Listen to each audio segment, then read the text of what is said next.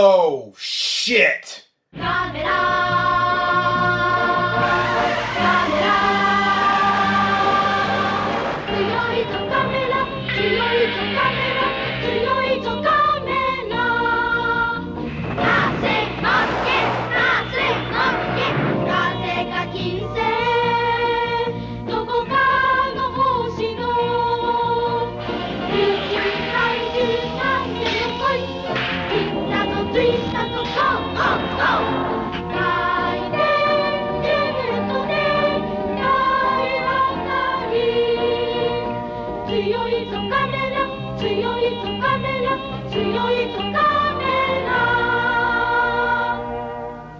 Hello and welcome to part 1 of my Gamera-A-Thon, a series focusing on everyone's favorite Japanese monster that isn't Godzilla, or Mothra, or Rodan, or whatever the hell this is. Created by Japan's Daiei Studios in an attempt to rival Toho's Godzilla series of films, Gamera is a giant fire-breathing turtle who can fly by shooting rockets out of his shell, and he's also known as the friend of all children, which kinda makes it sound like he gets around in a windowless van rather than by flying. As you can probably tell, the original Gamera series geared itself towards small children even before the Godzilla series did, although that tactic didn't work very well on me. Growing up, I never was much of a Gamera fan. I was always more into Godzilla. I don't know, Gamera just kinda seemed like the RC Cola to Godzilla's Coke Classic. It's fine if you like it, but just know that if the other's readily available, most people will go for that. Now, this is not to say that I never saw any Gamera movies, it's just that the ones I watched had some enhancement. You know, guys, it just dawned on me how weird this film is, you know? Yeah, really. It's kind of goofy.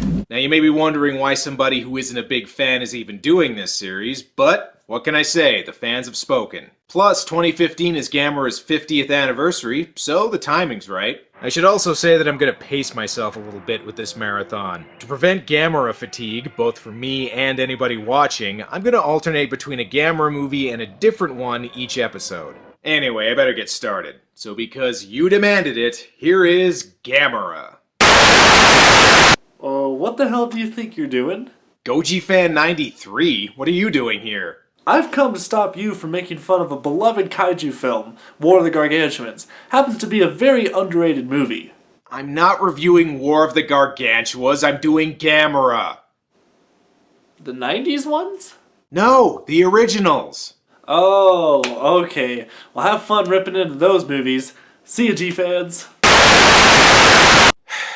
Let's get started, shall we? Well, I will say this, Gamera's got a groovier theme song than Godzilla. I'll bet his dance moves aren't as good, though. Non-Gamera fans may be more familiar with the Sandy Frank dub that was featured on Mystery Science Theater 3000, but I'm going to be reviewing the original English version known as Gamera the Invincible, both out of respect for MST3K and because this version's public domain, which means I don't have to worry about getting flagged. Just kidding. So the movie begins with an expedition crossing the Arctic. Man, it must really be cold up there. Look at how hard the nipples on those snow bosoms are. The expedition is led by Dr. Hidaka, and he soon finds out that in the 60s, even the Arctic wasn't safe from the Cold War. What are Russian jets doing here? Don't worry. It's nothing some awkwardly inserted American scenes can't handle. It says they're in Alaska, but it looks to me like they're on the set of a mid-60s Doctor Who episode. This place may be short on budget, but at least they remember to bring plenty of sexual harassment. Susan, we know you've marked yourself no trespassing, but you shouldn't stop a guy for trying. Maybe it's cold outside. It's right, gorgeous. You gotta thaw out. Now, there's a South Sea Island picture to rec hall tonight. I was really hoping I could continue harassing you there. Would you do me the honor? Maybe. If you keep your buttery claws to yourself, remember that airmen don't drool. They obey. Well, it just so happens this guy's a submissive, so he can do both if you want. You may have noticed that even though we're only a few minutes in, so far there's been more American footage than Japanese. That's because this movie was made at a time when producers thought the best way to present Japanese cinema to the world was to use as little of it as possible. I sure hope the Americans and Soviets can resolve things peacefully.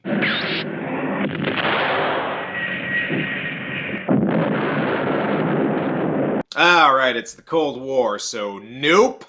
Only a nuclear bomb could cause a blast like that. And here I stand staring at that cloud when I ought to be taking a shot at the ear. Considering a nuclear explosion just happened right next to you, you seem to be pretty okay with it. You realize what would happen, though, should that cloud come toward us? All the more reason to move your ass! They also don't seem to be aware that black and white movie plus radiation equals monster. I'm not sure who thought Gamera was spelled with 2 M's, but I'm guessing it's the same asshole who thought Godzilla was called Gigantus. Nice of the credits to give us some close-ups of Gamera, although I think I could have done without the shot of his turtle taint. Well, that's enough Japanese content for now. What are the Americans doing? Well, the Russians insist their planes flew off course accidentally. Oh, excuse me, sir. Yeah, you better be sorry. We don't tolerate that kind of salty language here, motherfucker. Anyway, what shady activity were those Ruskies up to? No, headquarters believes they did fly off course accidentally, then realized what had happened and fired on our planes in order not to be forced down. Oh, our boys have done it on occasion, Lieutenant. We all know that. Yeah, you know, you shoot down a few planes that are off course, cause a nuclear explosion, almost start World War III. These things happen. Oh yeah, the expedition. Forgot about you guys. Goodbye, Chief. Thank you. Sorry you now have to live in an irradiated wasteland. Anyway, bye. Before they go, though, the Chief gives them a carving telling them about Gamera. Tell me, Chief, is there a legend connected with this? Old story of death and evil things that happen. Of Gamera. This Gamera is obviously an object of terror. Plus, he's a friend of the children. And are you sure that's a drawing of a turtle? Cause it kinda looks like, Okay, moving on. The people back on the expedition ship don't need to worry about the cold. Gamera will warm them right up. Actually, I guess the crew members are fine, since apparently they were able to send a message to the Americans. Captain Foster insists that after he was separated from his group, he saw a giant turtle walking away from the area where the Chitteramaru was last sighted. Well, when you put it that way, it sounds kinda silly. Also, I would criticize the acting in the American scenes more, but... Huge turtle. 60 meters. What's going on around here? I don't know, sir. Looks like a huge turtle made its appearance. Well, I will have to order up the observation planes. Yeah, believe it or not, the scenes with the US military are way worse in the Japanese version. I am a little surprised that scientists are saying the giant turtle is baloney. I always thought baloney was made from lips and assholes, not turtles. Enough of that, time for some giant monster action at, a talk show? The giant turtle Gamera. Certainly one of the most controversial subjects of our time. Well, to be fair, most of the controversy is over whether or not he could beat Godzilla in a fight. Also, I might have been a little quick to praise the acting in this version. The gigantic Kalasakalis Atlas plodded over the hills of northern India. The largest turtle ever known, a link to the more distant past. Jesus, this guy makes William Shatner look like Stephen Wright. You have no arguments, only invective. Read, Virgil's Laocoon. Man, this William Buckley Gore Vidal debate is a lot stupider than I thought it would be. We next see Dr. Hidaka and his companion safe aboard a plane. Somehow. Do you suppose there's any connection between this and what happened to the Shidori Maru, Doctor? I'm personally inclined to believe there is, although we don't know what happened to the ship. Do you know how you got from the Arctic back to civilization after your boat was destroyed? Because I'd kind of like to know that. A creature like that. Do you realize the amount of damage it could cause? Let's hope General Arnold can convince the people in Washington. If he wanted to convince people, he should have picked a meeting room with a ceiling. Also, is that Henry Kissinger? I believe we can deal with Gamera through diplomacy and negotiation. General Arnold's played by Brian Donlevy, and if you're wondering who that is, he played Professor Quatermass. And if you're wondering who that is, he's who I'll use when I finally run out of Doctor Who references. Anyway, what's he got to say? We have received reliable sightings of flying saucers, starting over Nome, Alaska, proceeding to Saskatchewan. I wouldn't trust any info you get from there. The people are really sarcastic. Also, the more I look at this guy, the more he reminds me of another half-assed American attempt at a Japanese monster. Hopefully this means Hank Azaria will show up soon. When it comes right down to it though, this is actually making me appreciate the American release of the first Godzilla a lot more. Seriously, the Americanized version of the first Godzilla movie may not be as highly regarded as the Japanese one, but at least there they tried to have the new footage fit in with the original story. Here it's just a bunch of randomly inserted scenes of people sitting in rooms arguing with each other. Anyway, we finally cut back to the Japanese portion of the movie, supposedly to show Gamera's reached Japan, but it's actually just so we can introduce the bane of my existence, obnoxious child characters. What are you up to, Toshio? In this version of the movie, he's known as Toshio, but most know him by a different name. Daddy, Kenny's taking some food for his turtle again. Hit him now. That's right, Kenny. And the reason I bring this up is because to some, Kenny doesn't just refer to this kid, it refers to any annoyingly precocious child character in a sci-fi movie. Even if they aren't named Kenny, believe me, they're still Kennys. All the other kids in a Gamera movie, they're Kennys. The two kids from Gunhead, also Kennys. Kid with the short shorts from Godzilla's Revenge, oh, you better believe he's a Kenny. So that's why for the rest of the video, I'm gonna refer to this kid as Kenny. Why? Because he's a fucking Kenny, that's why. Anyway, we learn Kenny is obsessed with turtles, which for the 60s is pretty ahead of its time. Most kids wouldn't be obsessed with turtles until the 80s. I don't think his family shares his turtle fetish, though. Your turtle is very nice, but you have to have other friends, too. Set him free, Toshio. Aw, Kenny has to get rid of his turtle, but that's his only friend besides all the voices in his head. Better enjoy that lighthouse while you can, kid. In a few seconds, the beast from 20,000 Fathoms is gonna wreck it. I'm just kidding. Gamera's gonna do it. What is it? Why are you running? Look at what? The ocean? Okay, between this, Tarantula, and The Last Dinosaur, I'm just going to assume giant monsters were like ninjas back in the day. Either that or peripheral vision wasn't invented until like 1990. Gamera does come back, but everything should be fine as long as Kenny doesn't do anything stupid like climb the lighthouse, which of course he fucking does.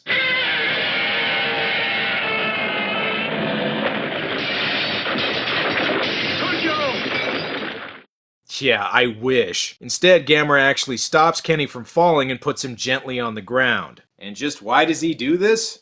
Good question, because in this movie, it makes absolutely no fucking sense. Gamera being the friend to all children makes more sense in the later movies when he's the good guy, but Gamera is the villain of this movie. We see him causing huge amounts of property damage and actually killing people here. Having him save one random kid makes absolutely no sense. This is like if in the first Godzilla movie, in the middle of his rampage through Tokyo, he stopped to rescue a kitten caught up in a tree. But how do I get down here on the ground? It was a miracle, Toshio. Gamera caught you and put you down. You do realize that Gamera's the one who knocked over the lighthouse in the first place, right? He didn't save your life as much as tried to murder you and then went, nah, not today. Anyway, the movie goes away from Kenny for a little while and shows Gamera attacking a power station. Fortunately, he gets spotted by the army right away. Something must be wrong. I'm getting nothing but a high-frequency noise. Nah, that's just what Gamera always sounds like.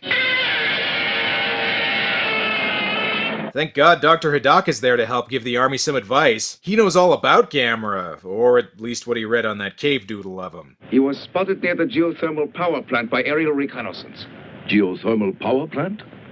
Allow me to explain, Doctor. Yeah, Dr. Hidaka may know all about turtles, but you're gonna have to carefully explain these mysterious things known as power plants. There are many natural steam vents, or fumaroles, pouring out steam at about 1,000 degrees. Steam that hot could kill a person instantly, could it not?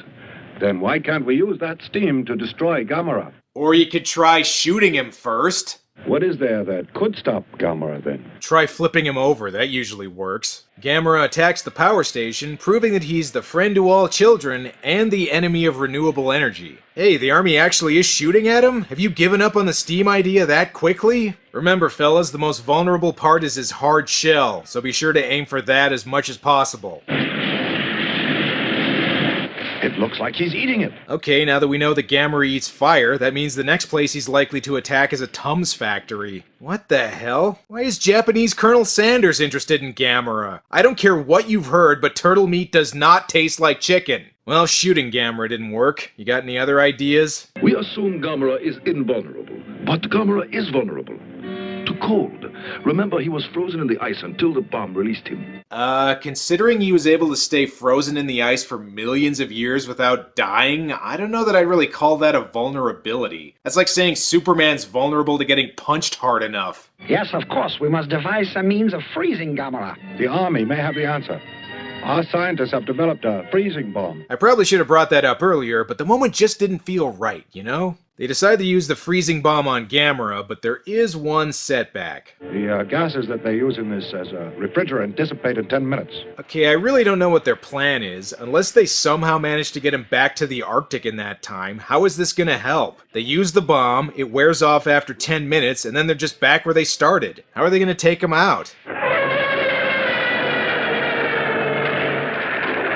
The hell? They really are flipping him on his back? I was just kidding earlier. We've got him now, huh? Yes, because with Gamera, as with any other turtle, once he's on his back, he can't get up again. Yeah, he's 200 feet tall, walks on two legs, and eats fire. I really don't think Gamera's just like any other turtle. Oh no, just like any other turtle, Gamera can shoot rockets out of his shell and fly. I can't believe they forgot that about turtles. We get some more awkward American scenes, although it's almost worth it just to see how uncomfortable Brian Donlevy looks. Come on, Brian, keep it together. You can get through this. Just a few more lines about turtles and you can pick up your check. That new car's almost yours. Gamera may be rampaging across the earth, but at least he's remembering to send postcards. That was nice of him. Kenny comes to visit Dr. Hidaka, because if he didn't, he wouldn't be in the movie anymore and it would bring the audience joy. Gamera saved my life. I hope he's alright. Yeah, well, over 100 people died when he attacked that power plant, so fuck you, kid. What the hell is this kid's obsession with Gamera? He goes overboard when it comes to turtles. I like turtles. I like turtles. Okay, other than telling people he likes turtles, what the hell is Kenny even doing here? Does he have any idea of how to stop Gamera? If people were kind to Gamera, I bet he could be trained to be nice and quiet. He may end up being nice, but he is never gonna be quiet. We get a montage of the destruction Gamera's caused, although thankfully he seems to be limiting his rampage to stock footage for now. So complete is the devastation caused by Gamera that cost estimates in the millions are based on total replacement. You don't understand. He stopped a little boy from possibly having to use the stairs. That means he's a hero. But hey, these guys have nothing to worry about. Just like Kenny said, as long as they don't try and hurt Gamera, they'll be just fine. Or not. There's only one thing that can stop Gamera now, the power of rock.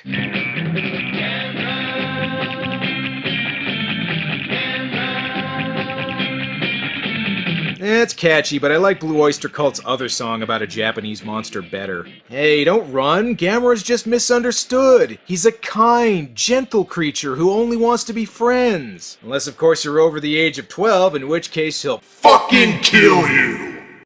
What was it Kenny said about Gamera? If people were kind to Gamera, I bet he could be trained to be nice and quiet. Yeah, if only these innocent bystanders had just been nicer to Gamera, maybe he wouldn't have burned them alive. I think it's a little weird for Gamera to call himself the friend of all children when he keeps making so many of them orphans. The authorities figure out that being nice to Gamera is a stupid plan, so they try and keep him busy by hurling fuel tanks at him. This is a highly dangerous operation, so naturally, they just let little kids run around wherever the hell they want. Are you nuts? Get out of there, come on!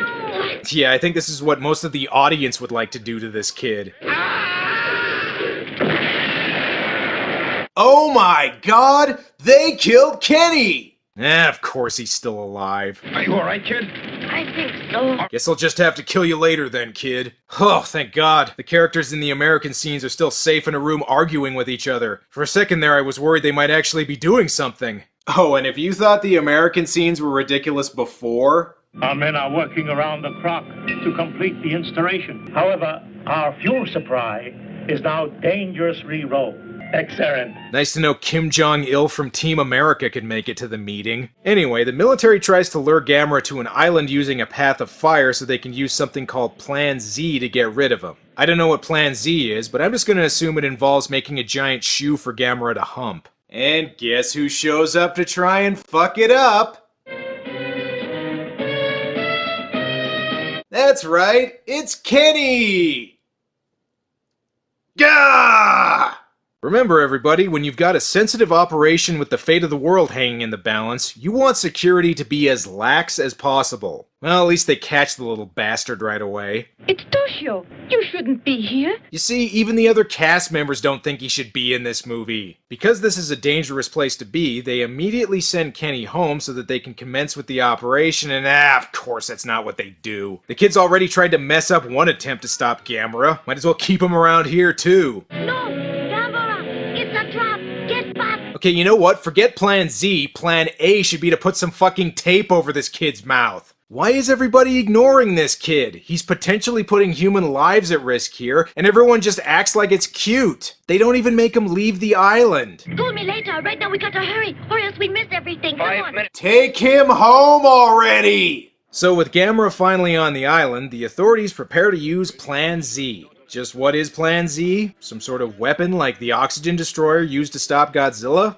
Nope, it's just a giant spaceship. Yeah, their whole plan for getting rid of Gamera is to just put him on a rocket and shoot him into space. Boy, it sure is a good thing they just happened to have a ship big enough for Gamera to fit in lying around that they could use. Just what the hell were they originally going to use this spaceship for? Look at how big this rocket is. If Gamera is 200 feet tall, then this thing must be well over 1,000. The only way that this thing could be more convenient is if Dr. Hidaka literally pulled it out of his ass. Anyway, Plan Z is a success and Gamera is shot out into space. Oh, and I guess America and the United Nations working together was important or something. Oh well, at least Brian Donlevy looks relieved he can finally pick up his check. But what about poor Kenny? All he ever wanted was a friend.